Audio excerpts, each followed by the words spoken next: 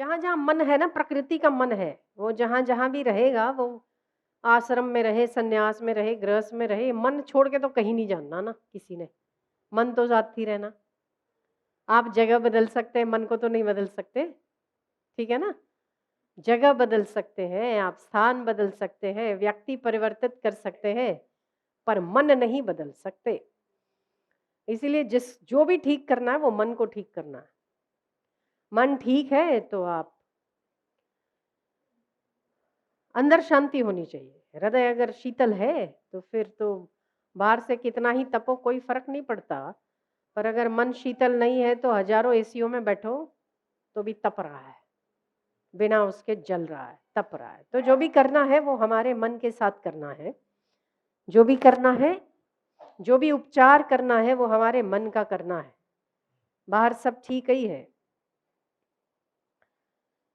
हम बुराई दूसरों में ढूंढते हैं, पर बुराई हमारे भीतर जितनी है उतनी बाहर नहीं है।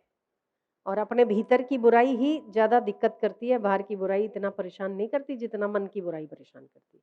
बाहर के शत्रु उतना नहीं बिगाड़ते जितना हमारे मन के शत्रु हमें परास्त करते हैं। मन का सतत स्वाध्याय होना चाहिए। हम किताबें पढ़ते हैं, नॉवेल पढ़ते हैं, बुक्स पढ़ते हैं ऐसी ऐसी, पर स्व अध्याय नहीं करते हैं। स्व अध्याय क्या है? अपने आप का अध्ययन करना। हमारे मन कितने दोषों में है, कौन सी छोटी छोटी बातें हमें विचलित कर देती है, इसका अध्ययन हमें स्वयं को करना होगा। जब तक कि हमने वो नहीं किया तब तक हमारी उन्नति हम स्वयं नहीं कर सकते। और कितनी ही गुरु की कृपा हो जाए, कितनी भगवान की कृपा हो जाए, कितनी हमारे इष्ट की कृपा हो जाए, फिर भी व्यक्ति का उद्धार नहीं हो सकता जब तक कि हम स्वयं को बदलने के लिए तैयार नहीं होते। जिस दिन हम खुद को बदलने के लिए तैयार हो जाएंगे उस दिन सारी कृपाएं हम पर फलीभूत होने लगेगी। कृपा तो है ही, ईश्वर की कृपा है कि यहाँ पहुंचे हैं, है ना? गुरु की कृपा है कि ज्ञान मिल रहा है। अब एक कृपा बचती है, वो क्या? खुद की।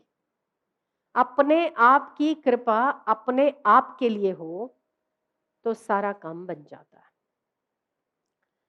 वरना तो इस मन ने केवल एक जन्म नहीं, कई जन्म तक हमें ऊपर से नीचे किया होगा।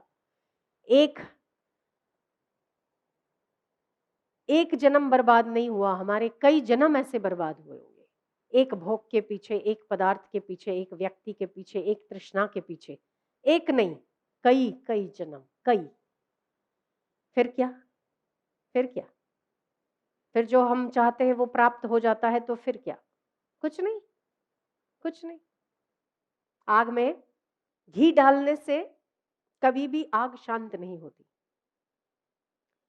आग में घी नहीं डालना चाहिए अगर तो हम अग्नि को शांत करना चाहते हैं। क्या डालना चाहिए? तो हमारा हमारे मन की जो सोच है वो कभी कभी हम उल्टी सोच को सही समझ लेते हैं। हम ये समझते हैं कि हमारे मन की इच्छा या हमारे मन की तृष्णाएं, हम उस तृष्णा के अनुसार कर्म करेंगे तो तृष्णा मिट जाएगी, पर मिटती नहीं है। क्या होता है? आग की तरह प्रज्वलित होती है। ये अविरत चलती हुई तृष्णा केवल एक जन्म नहीं खराब करती, हमारे कई जन्म बर्बाद करती है। इसीलिए मनुष्यता किसमें है? मनुष्यता उसी में ही है कि अगर वो तृष्णा है तो तृष्णा का शमन किया जाए, तृष्णा को परिवर्तित किया जाए। तो कैसे हो सकती है? तृष्णा तो तृष्णा है, तो विवेक के द्वारा, विचार के द्वारा, भक्ति के द्वारा, ज्ञान के द्वारा ये प्राप्त हो जाएगा। अगर मिल गया जो हम चाह रहे हैं, वो सारी चीजें हमने हासिल कर ली, फिर क्या? जिनको हासिल हुई है उनका क्या? उनको भी किसी को तो हुई होगी। आप जो कुछ इस जगत में चाह रहे हैं वो ऐसा नहीं है कि आप पहली बार चाह रहे हैं, किसी और ने भी चाहा था। ऐसा नहीं कि आपको नहीं मिला, किसी और को भी मिला था। फिर क्या वो शांत है? वो तृप्त है? सारे संसार के सुख भोगों का एक कौर बना के, एक निवाला बना के, अगर किसी महापुरुष या किसी भगवान में ताकत है और अगर वो एक निवाला बना के आपके मुंह में निवाले की तरह डाल दे, फिर भी आपके मन की तृष्णाएं कभी मिटने वाली नहीं। बहुत सीधी बात। एक पूरी हुई है तो वापस आपकी दौड़ फिर भी चालू है किसी और के लिए। वो पूरी हुई है तो वापस कुछ और चालू है तीसरी के लिए। तो ये तृष्णाएं खत्म नहीं होंगी, क्यों?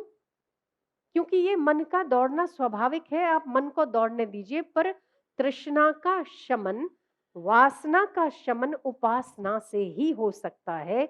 जब तक जीवन में उपासना नहीं, तब तक वासना का क्षय भी नहीं। जब तक विवेक नहीं है, तब तक तृष्णा परिवर्तित होकर ऊर्ध्वगामी भी नहीं होती है। तो हम ईश्वर से यही प्रार्थना करें कि हमारी सद्बुद्धि बनी रहे। हम कर्म तो करें पर निष्काम होकर अपने कर्तव्यों का निर्वहन करते हुए, भगवान सूर्य की तरह निर्लिप्त होते हुए हम अपने कर्मों को भगवत अर्पण करते जाएं। तब हमारा जीवन सच में सफल हो जाएगा।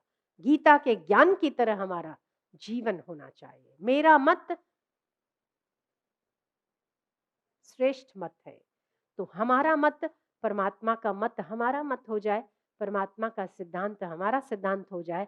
उस दिन हमें आत्म कल्याण के लिए यत्न नहीं करना पड़ेगा, उसके मत से हम चल लेंगे, वही हमारा श्रेष्ठ जीवन होगा। भगवान का मत हमारा मत हो, परमात्मा की इच्छा हमारी इच्छा हो, उसका सिद्धांत हमारा सिद्धांत हो। कृष्ण कहते हैं गीता में, कर्म योग करो, कर्म योग का अनुष्ठान करो, मतलब कर्म करो। कर्म फिर साथ में योग भी लगाया है। इसका अर्थ क्या होता है? शरीर, मन, बुद्धि, इंद्रियां जो आपको ईश्वर के द्वारा प्राप्त है, उनके द्वारा आप संसार का कर्म करो, जो आपको नियत कर्म होते हैं। माँ है तो माँ की जिम्मेदारी, पति है पति की, बेटा है बेटे की। कर्म करो संसार के लिए। शरीर, मन, बुद्धि, इंद्रियां जो भी आपको मिला है वो संसार की सेवा में लगाओ और योग बनाओ अपने लिए। ये कर्म योग है। योग अपने लिए करना है। क्या करना है? तो शरीर, मन, बुद्धि जब संसार की सेवा में लगा रहे हैं, तो प्रत्येक स्थिति में हमें ये याद रहना चाहिए कि ये जो भी कर्म हो रहा है वो परमात्मा का हो रहा है, और जो भी फल इसका हो रहा है मैं अभी से ही परमात्मा के अर्पित कर रहा हूँ। ये योग हो गया, बस कर्म योग है।